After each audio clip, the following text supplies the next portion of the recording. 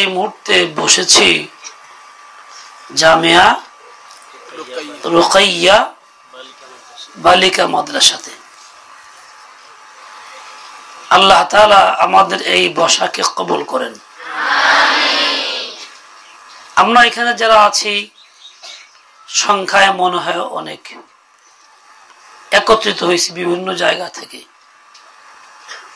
কিন্তু আমাদের তুলনায় বাইরের পরিবেশে যেসব মেয়েরা, মুসলিম মেয়েরা, কন্যারা আছেন, মা বোনরা আছেন, তাদের সংখ্যা অনেক বেশি। আমাদেরকে এত অধিক সংখ্যক নারী জাতির মধ্যে এভাবেই থাকতে হবে, হিম্মতের সাথে, ইস্তেকামতের সাথে, যাতে করে আমরা তাদের মোকাবেলায় টিকতে পারি। সংসারে যদি একজন দিনের পথে চলে,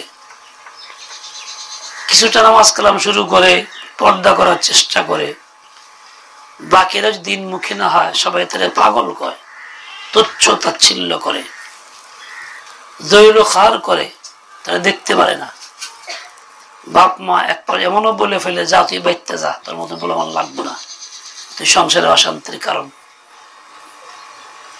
তোর লিগা জামাইরা আইতে পারে না, ইত্যাদি ইত্যাদি বলতে শুরু করে। এরকমই আমরা যারা আছি এই পথে দ্বীন ইসলাম শেখার জন্য আসছি, আমাদের আকীদা, আমাদের বিশ্বাস ও ঈমানটা থাকার কারণে বাইরের পরিবেশের অবস্থানকারী মা বোনরা আমাদের বলে এরা সব পাগল, এদের বুদ্ধি নাই, মাথায় কিছু নাই, কাজে এরা ভিন্ন প্রকৃতির। ওই সংসারের একটা লোক যদি দিনের উপরে চলে, তাকে যেমন থাকতে হবে মজবুত, দৃঢ় প্রতিজ্ঞাবদ্ধ হইয়া, সাতজনের কথা শুনবে, নিজের কাজ করেই যাবে। ওইরকমই তোমারও দিনের উপরে থাকতেই হবে, 10 জন কথা বললে কথা শুনবা, কথাগুলি তীরের মতো লাগবে, কথা শুনেই যাইবা, তোমার কাজ তুমি করেই যাইবা। অভিজ্ঞতা দেখা যায় ওই একজনের ইস্তেকামতের কারণে এক পর্যায়ে এমন হয় বাড়ির ফ্যামিলির সদস্যরা আস্তে আস্তে পরিবর্তন হয়। ঠিক তেমনি তোমার নিজের মেহনতের কারণে, দৃঢ়তার কারণে দেখা যায় পুরা জাতি একসময় পরিবর্তন হবে, কিন্তু হবে স্লো, আস্তে আস্তে, দেখা যাবে না। দুই রকম চাল চলন আমাদের মধ্যে আছে, এটা হলো মশার চাল, আর একটা হলো সারপোকা, চিনো সারপোকার চাল। মশা খুব দ্রুত চলে, তার পাখার আওয়াজে বাড়ি হয়, বাইরের আগে তো ভুন শব্দ হয়। এখন মানুষ টের পায়ে মশা আসছে, মারার চেষ্টা করে থাপ্পড় লাগাই দেয়, মরে জায়গা। সারপোকা খুব দ্রুত না, আস্তে আস্তে হাঁটে, অতি গোপনে, যার রক্ত খাবে সে টের পায় না, জায়গা মতো পৌঁছে সে ঠিকই রক্ত খায়। আমারও তোমার কাজ হবে ওই রকমই, মশার মতো চলন না, সারপোকার মতো চলন। আমি অটল থাকবো, কাজ করেই যাব। অটল কেমন থাকবো? একটা বাচ্চা খেলতেছে, বাড়িতে অন্য কেউ নাই, শিশু বাচ্চা, মা কাজে গেছে, বাচ্চারে তার প্লেটে পানি দিয়ে গেছে, কারণ বাচ্চা পানি পালে খেলতে ভালোবাসে, পানি থাপাইতেছে, খেলতেছে, যাতে অন্য মনস্ক না কোথাও চলে না যায়। গরমের দিন ছিল, সাপ একটা আসছে, বিষধর সাপ, ও আইসা পানি পিপাসা লাগছে খুব, প্লেটটা পায়ে ওখান থেকে পানি খাইতেছে, আর বাচ্চা তো বুঝতে পানি থাপাইতেছে, থাপড়টা সাপের মাথায় লাগতে, গায়ে লাগতেছে, সাপ থাপড় খায়ও পানি খেয়ে চলে গেছে। আর লক্ষ্য হলো পানি খাওয়া। ওইরকমই তোমাকে বাতিল থাপড় দিবে, তোমাকে উত্তক্ত করবে, বিরক্ত করবে, তুমি এই মুহূর্তে থাপ্পড় খায়া হইলেও তোমাকে চলতে হবে, যে আমাকে লক্ষ্য পৌঁছতে হবে, আমি তো আল্লাহ তাআলার বান্দি, আল্লাহকে চাই, আল্লাহকে হাসিল করতে হলে আমার এই থাপ্পড় খাইতেই হবে, এই মানসিকতা তোমাকে চলতে হবে। দিন গ্রহণ করার চাইতে দিনের উপর অটল থাকা কষ্ট বেশি, দিন গ্রহণ করার চাইতে অটল থাকার গুরুত্ব বেশি। স্বয়ং আল্লাহ তাআলা নবী আকরাম সাল্লাল্লাহু আলাইহি ওয়াসাল্লামকে হুকুম দিয়েছেন, ফাস্তাকিম কামা উমিরতা। আল্লাহ আপনাকে যেরকম হুকুম দিয়েছেন এর উপর অটল থাকবেন, একটু বেশকম হবেন না। আফসোস লাগে তাদের জন্য যারা দিন শিখতে আসছে, কালিমা শুদ্ধ করছে, নামাজ শুদ্ধ করছে, তেলাওয়াত শুদ্ধ করছে, পর্দাও কিছুটা করে, বাড়িতে গিয়া 10 জনের মধ্যে গিয়ে পর্দা ছেড়ে দেয়, বোরকা ছেড়ে দেয়, তখন চলাফেরা করে চুলগুলি খুইলা পর্দা ফেলায় দিয়া মাথার চুলগুলি উপরে টিক্কি বেঁধে ঘোড়ার মতো লাফায়। তাদের জন্য আফসোস, এটা দিন শিখা হয় নাই, এটা দিনের রূপ এবং একটা সুরত শিখা হয়েছে।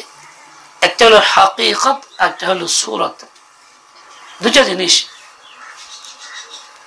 কেলাকুস আছে আমাদের দেশে, কেলাকুস বলে, এদেশে কি বলে জানি না, চেনেন আপনার কেলাকুস?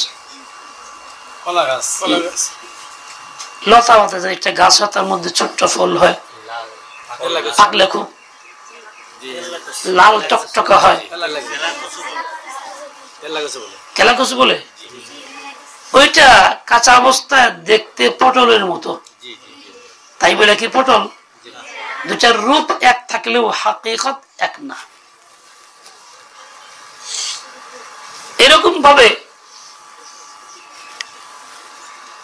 কুশল, কুষার, ইক্ষু, একটা কাঁচা কচি বাঁশ, দুইটার রূপ দেখতে একরকম, তাই বলে রস পাওয়া যাবে কচি বাঁশের মধ্যে? সুরত একরকম হইলেও হাকিকত এক না, এক জিনিস না।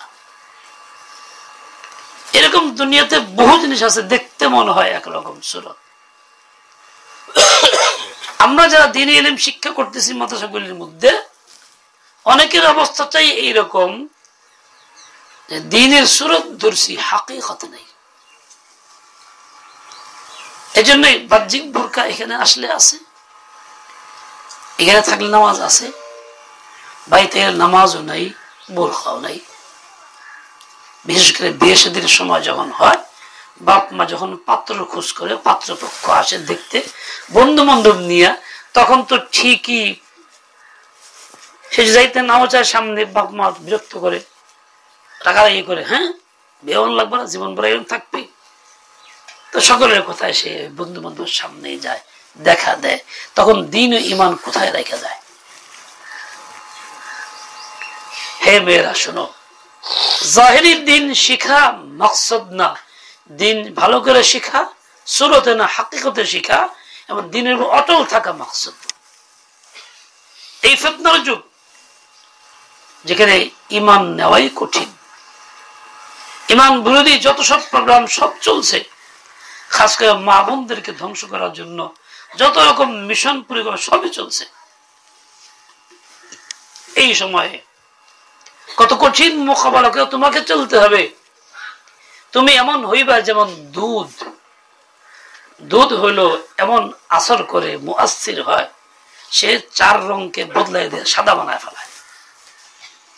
তোমার ইলম আছে, ইলমের রূপক নমুনা দুধ, তুমি এমন ভাবে জিন্দেগি করো, ইলম শিখো, আমল করো, তুমি সমাজের ওই সমস্ত বাতিলদের রং বদলায় ফেলবা। তোমার কারণে অন্যরা দ্বীনদার হবে, পর্দামুখী হবে, আল্লাহ ওয়ালি হবে, সে গাফলত ছেড়ে দিবে, আখিরাতের কথা মনে করবে। তোমার থাকতে হবে এমন ভাবে,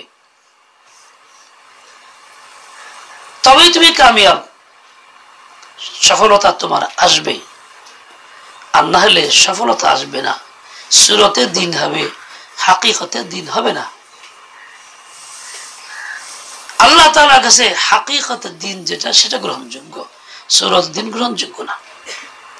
মেয়েরা যাতায়াত করে, বেশিরভাগ দেখা যায় একাকে যাতায়াত করে, গার্জিয়ান পক্ষ সাথে আসে না, তারাও প্রয়োজন মনে করে না, সে নিজেই একাই যেন গার্জিয়ান হয়ে গেছে।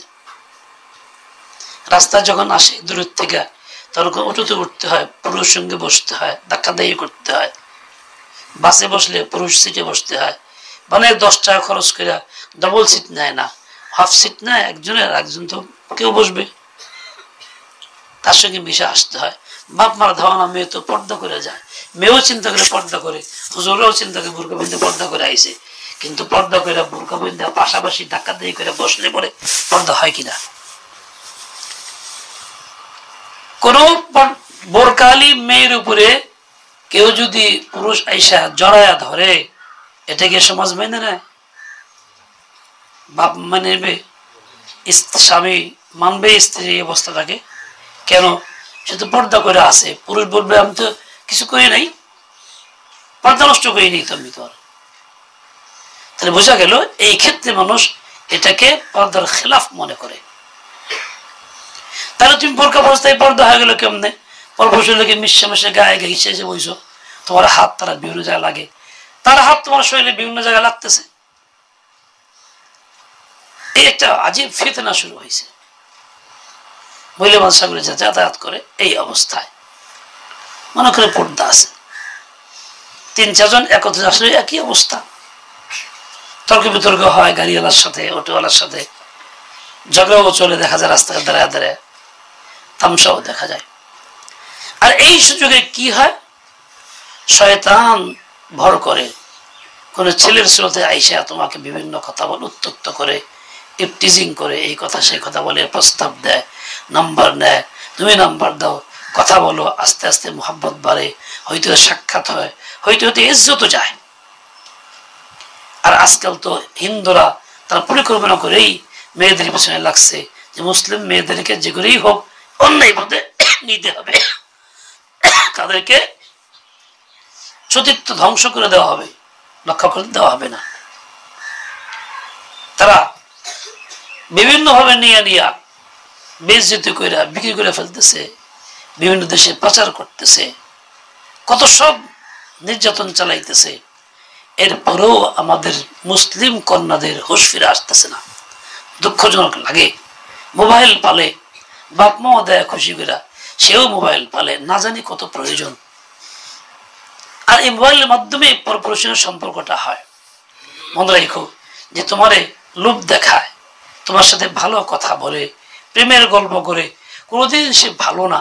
যে ভালো চরিত্রবান ছেলে কখনো সে পর নারীর প্রতি আসক্ত হয় না, সেটা আল্লাহকে ভয় করবে, সে তো পর নারীতে আসক্ত হবে না কখনো। তোমাকে যে লোভ দেখাইতেছে, সুন্দর সুন্দর মিষ্টি মিষ্টি কথা বলতেছে, সে লম্পট তোমার চরিত্র নষ্ট করার জন্য মিষ্টি ফাঁদে তোমাকে ফেলার চেষ্টা করতেছে। কখন তুমি ভুলে যাবো না, জিন্দিকে নষ্ট করবো না। এই একটু আগে ফোনে আলাপ হইতেছিল, এক মহিলার বিয়ে হয়েছে 2 মাস আগে, এক ছেলের সঙ্গে সম্পর্ক, এখন স্বামীর ঘরে গিয়া সে থাকতেছে না, এবং কোনো ক্রমেই মানাইতে পারতেছে না, সে যাবেই না, ওই ছেলের কাছে যাবে। বাপ মা আমাকে জানাইছে ছেলেটা নেশাখোর, চরিত্রহীন। ওই ছেলেটার কাছে বিয়ের আগেই জানতে পারছে, তারা না করছে, বুঝাইছে, দেওয়া সম্ভব না, পাতে লওয়া চলে না এমন ছেলে। তারপরেও তার প্রতি মেয়েটা দুর্বল। কেন? কথা হয়েছে, দেখা সাক্ষাৎ হয়েছে, সম্পর্ক হয়েছে, একটা হারাম কাজে আগে বাড়ছে তো আরেকটা কাজ আগে চলে আসছে, এক হারাম আর এক হারামের দিকে নিয়ে গেছে। আজকাল আমাদের মেয়েরা সরল মনে এইভাবে আক্রান্ত হয়ে যেতেছে, শয়তান ধোঁকা দিতেছে। এর জন্য বড় কারণ 2টা। একটা হলো মাহরাম ছাড়া চলাফেরা করে, মাহরাম থাকলে কেউ এসে ধাক্কা দিত না, কথা কইত না। আর একটা হলো মোবাইল বলে, হাতে হাতে মোবাইল ফোন, ইমান আমল করছে খুন। বলো তোমরা সবাই, হাতে হাতে মোবাইল ফোন, ইমান আমল করছে খুন। হাতে হাতে মোবাইল ফোন করছে খুন, দেখতে দেখতে মোবাইল ফোন নেক আমলে ধরছে ঘুণ, দেখতে দেখতে মোবাইল ফোন নেক আমলে ধরছে ঘুণ। এই বাস্তবতা সমাজের চিত্র হইল এরকম। তোমাদেরকে বলছি মেয়েরা আমার, এই সরল মনে ওই শয়তানের ফাঁদে পা দিও না। হাদিসের বেগে আসছে মজমুন, ইন্নান নিসা হাবাইলুশ শায়াতিন, মহিলা হচ্ছে শয়তানের জাল। শুধু আক্রান্ত হয় না, বরং এমন জাল যে তাকে দিয়ে আর 10 জনকে আক্রান্ত করা হয়।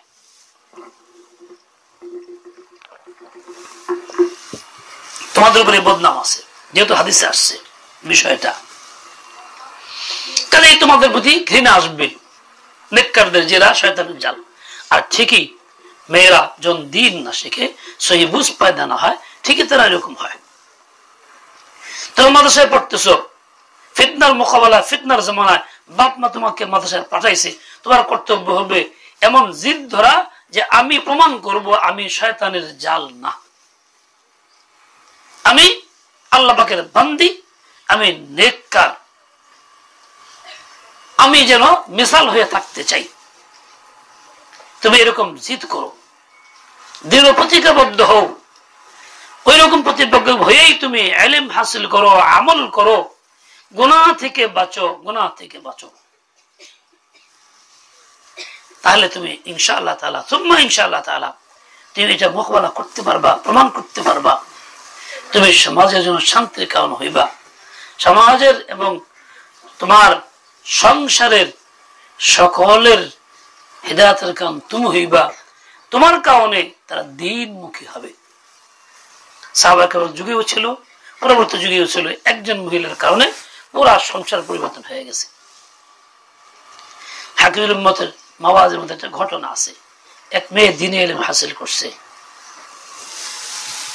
এই মেয়েটার বিয়ে হচ্ছে না, বিনোদাতে বিয়ে আসে, বাপ মা দেয় না, মিলবে না, কারণ দ্বীনে ইলম চাইছে, এরকম ছেলে পায় না, যোগ্য আলেম পায় না, অমুক না তমুক না, যা আসে বিভিন্ন দিক থেকে বাপ মা নাকচ করে দেয়। কয়েক বছর হয়ে গেছে, কোনো ক্রমেই ভালো হচ্ছে না। এক সর্বশেষ আসছে এক ছেলে, সে ব্যাংকে চাকরি করে, দিনদার না, একসময় নামাজ পড়তে এখন তাও পারে না। তো মেয়ে যখন শুনছে, তো মেয়ে বলছে ঠিক আছে আমার এর কাছে বিয়ে দিয়ে দেবো। বাপ মাকে কি গো, ওরা দিয়ে দেবো। তো অনেকদিন হয়ে গেছে বিয়ে হয়ে, বাপ মা শেষ পর্যন্ত মেয়ের কথা রাজি হয়েছে, ঠিক আছে যাও, বিয়ে দিয়েছে। এই মেয়েটা কি করছে, যাওয়ার সময় বাড়ির থেকে কয়েক কেজি চাউল নিয়ে গেছে, 2-3 কেজি, বোরকা পরে গেছে, পালকিতে নামছে না, মানে বেপর্দা, বরং নামছে পর্দার সাথে। পালকিতে নামানোর জন্য মা চাচিরা আসে, বিভিন্ন জন এসে বিভিন্ন তামসা করে, নামাজ শরবত খাওয়া বিজাবি করে, সে দ্রুত নেমে পড়ছে ইচ্ছা করে, সবার আগেই পর্দা করে নাইমা জলদি জলদি গেছে। সবাই মহিলাদের রসম, ছি ছি ছি কেমন বলবে, হায়া সরম নাই, মুখ বলতেছে। সে বল না না আসলে আপনি বুঝতে পারেন নাই তো, আমি যে নামাজের সময় হয়ে গেছে, দ্রুত পেশাব বাথরুমের চাপ আছে, তাই দ্রুত নেমে চিন্তা করলাম, নামাজ পড়লাম। নামাজ পড়ে বসছে, খানা নিয়ে আসছে, চামচ দিয়ে খানা খাওয়া মেয়েরা যা করে, শাশুড়ি আইছে, নানি শাশুড়ি আইছে, বললাম আমি খাবো না, আপনাদের ছেলেরা ডাকেন। কেমন বেহায়া মহিলা, এখনই ছেলেরা ডাকেন, তাছাড়া আমি খাবো না। জিদ অটল মজবুত, ডাকতে বাধ্য হয়েছে ছেলে।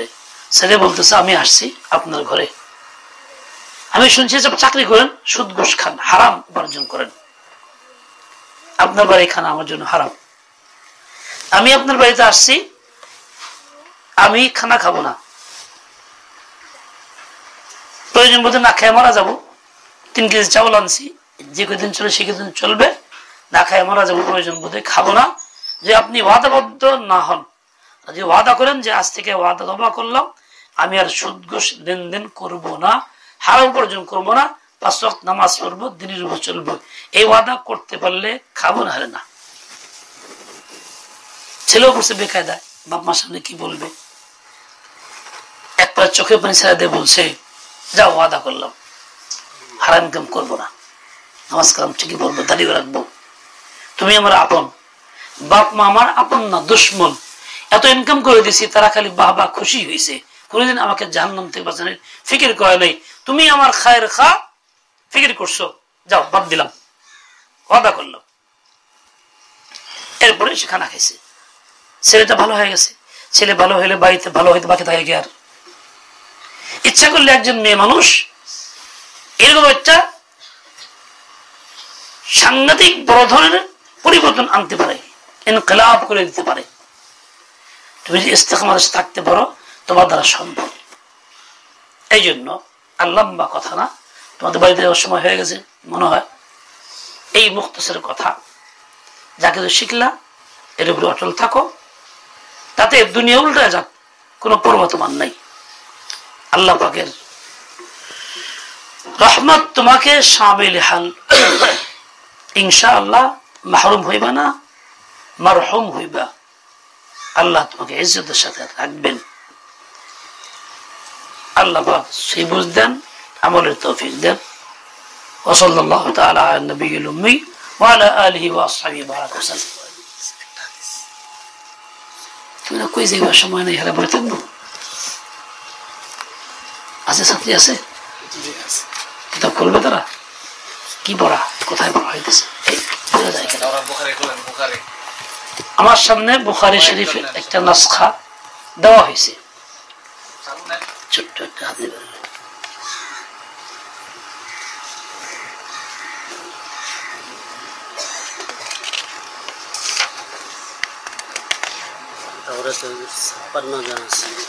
আচ্ছা মাশাআল্লাহ, সহি বাত সহি পড়তে পারে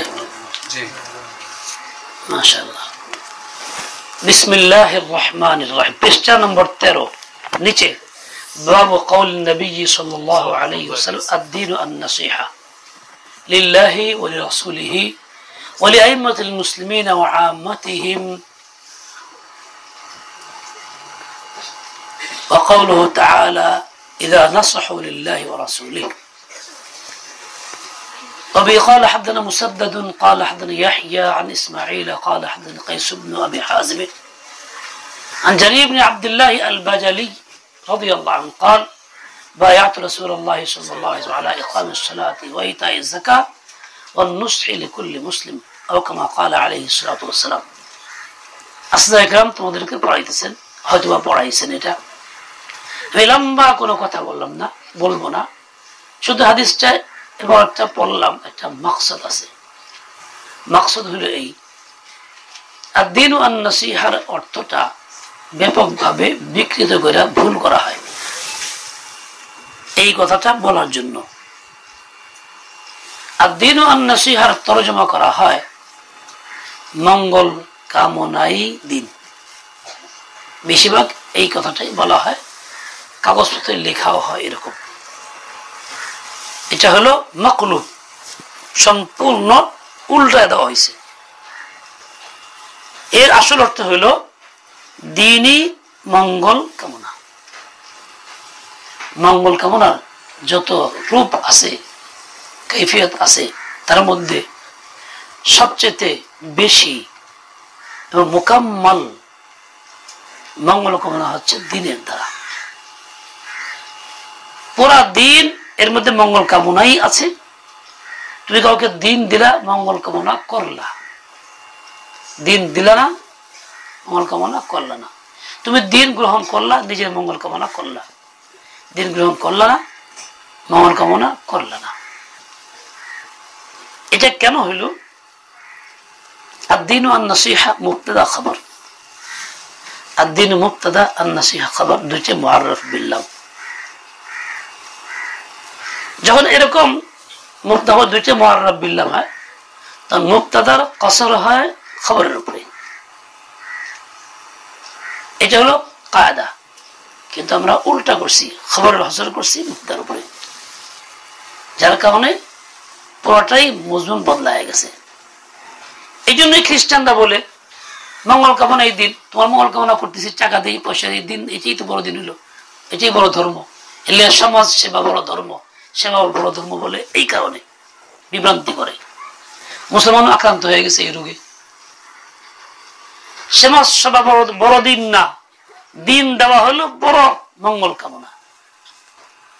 পুরোটাই উল্টায় ফেলছি আমরা। জানি না ওস্তাদ কি বলছেন এখানে, অনেক জায়গায় খোঁজখবর নিচ্ছি, উল্টা করে। এই জন্য আমি কথাটা তোমাদের সামনে পেশ করতেছি। তো জানাই পড়ে আসছো, আর দিন আর নসিহা, দিন ইমান ইমাম বুখারীর কাছে একই জিনিস। কাজেই দিন নসিহত হল ইমান নসিহত, ইসলাম কি ইসলাম ও নসিহত, এই সবগুলির খোলাসা একটাই বুখারীর কাছে।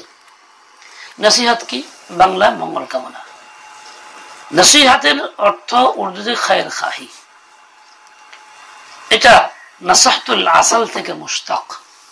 এর অর্থ হইল মধু যেই চাত্তার মধ্যে থাকে, যে বাসার মধ্যে থাকে, বাসারে কি কয়? চাক। ওই চাক থেকে নিংড়ানো চিপড়া মধু বের করা, মধু পরিষ্কার খালিস মধু বের করা। এরকমই কোন ব্যক্তি চাই সে ইমাম হোক, সাধারণ লোক হোক, আম্মাতুল মুসলিমিন হোক, পাড়া প্রতিবেশী হোক, তুমি এমন আচরণ তার সাথে করো ওই খালেস মধুর মতো, যেন তাকে তুমি খালেস মধু দিলা, এই আচরণ তোমার থাকবে। আরেকটা হলো নাসাহতুস সাওব থেকে মুশতাক, কাপড় শিলানো। কাপড় শিলে দুই পাটকে একত্র করে জোড়া দেওয়া হয়, বড় করা হয়।